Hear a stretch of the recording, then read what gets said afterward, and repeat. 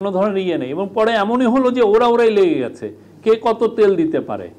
পরবর্তীতে দেখবেন যে অনেক সাংবাদিক কিন্তু স্বৈরাচারের প্রথম দিকে ছিলেন, পরে পারেন, মানে তেল যুদ্ধে পারেন নাই, ঠিক আছে।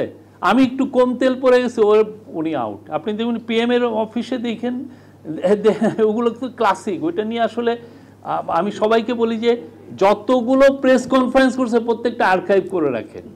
আপনি তেল যুদ্ধ দেন, মানে কে কতটুক তেল দিতে পারে, এবং যারা একটু তেলে কম পড়ে যাচ্ছে সে আবার নাই, হ্যাঁ, তার অনেক কিছুই নাই। কি একটা মানে আজব একটা 15টা বছর আমরা কাটিয়েছি, মানে এটা চিন্তা করা যায় না। আমাদের গভর্নমেন্ট বা এই ইন্টারিম গভর্নমেন্টের কাজ হচ্ছে freedom of speech, freedom of press, freedom of association মানুষের কাছে ফিরিয়ে দেওয়া। আকন ভাই বললেন যতটুকু স্বাধীনতার সদ, আমি বলবো যতটুকু স্বাধীনতা না, ফুল স্বাধীনতা। কারো কোনো স্বাধীনতায় আমরা 1 ইঞ্চি পর্যন্ত আটকাবো না। কেউ বলতে পারবে না যে তাদের আমরা এই পর্যন্ত পিএম এর অফিস, এই পর্যন্ত সি এর অফিস থেকে, চিফ অ্যাডভাইজার অফিস থেকে কোনো নিউজটাকে নামানো হয়েছে, কাউকে ফায়ার করা হয়েছে, ওকে বাদ দিয়ে একে নেন, এটা করা হয়েছে। কোনো ওনারকে বলা হয়েছে আপনি এইরকম কাভারেজ কেন করছেন, এরকম করেন। এই যে আজকে আমাদের তো 4 মাস হয়ে গেল, 4 মাস আমরা 6-7 দিন আমাদের হয়ে গেল। আপনি জিজ্ঞেস করেন আমরা কাউকে বলেছি কিনা? এইরকম স্বাধীনতা বাংলাদেশের ইতিহাসে, বাংলাদেশের প্রেস এবং একটা থ্রাইভিং প্রেস, এটা তো এমন না যে 1-2টা প্রেস, এখানে হাজার হাজার ওয়েবসাইট আছে, শ নিউজ পেপার আছে এবং ডজন ডজন টেলিভিশন স্টেশন আছে। কেউ বলতে পারবে কাউকে আমরা একটা নিউজের ক্ষেত্রে আমরা ইন্টারভেন করেছি? একটা নিউজের ক্ষেত্রে।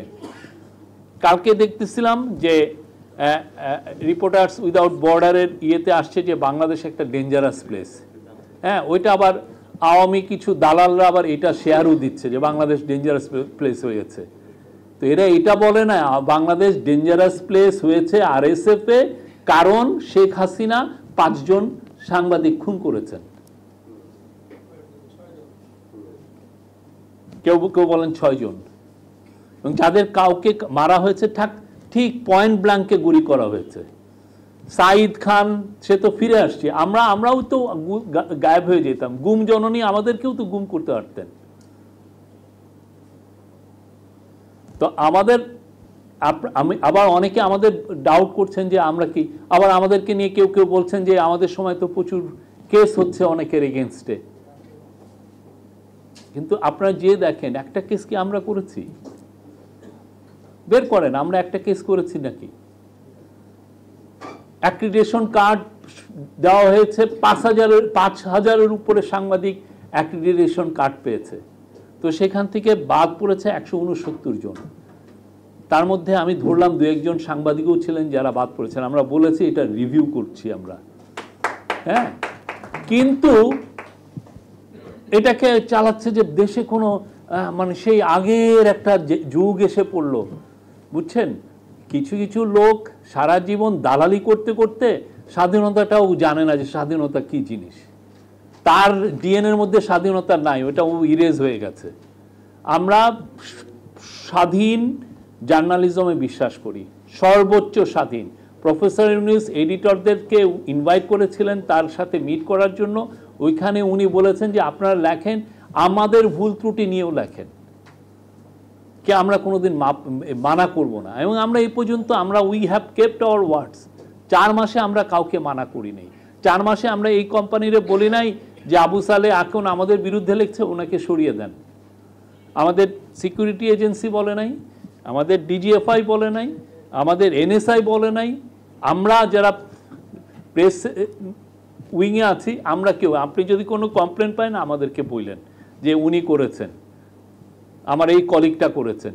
উই হ্যাভ নট, আমরা কাউকে এটা করিনি। আপনারা ফ্রি টু রাইট, আপনারা লেখেন। আপনারা বাংলাদেশের, আপনারা যদি আমাদের ভুল ত্রুটি না ধরা দেন আমরা জানবো কিভাবে? আমি এই যে 4 মাসে পাওয়ারে থেকে দেখেছি যে পাওয়ারে থাকলে এক ধরনের অন্ধত্ব কাজ করে, আপনি সব দেখেন না। অনেক জায়গায় আপনার চোখ লিমিট হয়ে যায়, আপনার ভীষণটা এমন হয়ে যায়, এই পাশ এই পাশ আর দেখা হয় না। এই পাশ ওই পাশ দেখানোর দায়িত্ব হচ্ছে সংবাদপত্র, প্রেস, টিভি এবং নিউজ ওয়েবসাইটদের। তারা আমাদেরকে দেখাবে যে না আপনি এই জায়গায় ভুল করছেন, বা আপনি এই জায়গাটা ইন্টারভেন করেন, এই জায়গাটায় আপনার দৃষ্টি কম পড়ছে। আমরা আপনাদের কাছ থেকে এই রোলটা চাই। আমরা এটাও বলবো না কনস্ট্রাকটিভ জার্নালিজম করেন, আমরা জার্নালিজম করেন, গঠনমূলক এগুলোও বলছি না। আপনি জার্নালিজম করেন, জার্নালিজম যেটা ইথিক্যাল জার্নালিজম, যে জার্নালিজম মানুষকে ইনফর্ম করে, যে জার্নালিজম বাংলাদেশকে এগিয়ে নেয়, এমন জায়গায় নিয়ে যায় যে জায়গায় আমরা একটা প্রসপারাস সোসাইটি পাই, প্রোগ্রেসিভ সোসাইটি পাই। এমন একটা জার্নালিজম যার দ্বারা বাংলাদেশের কোনো লোকজন ক্ষতিগ্রস্ত না হয়।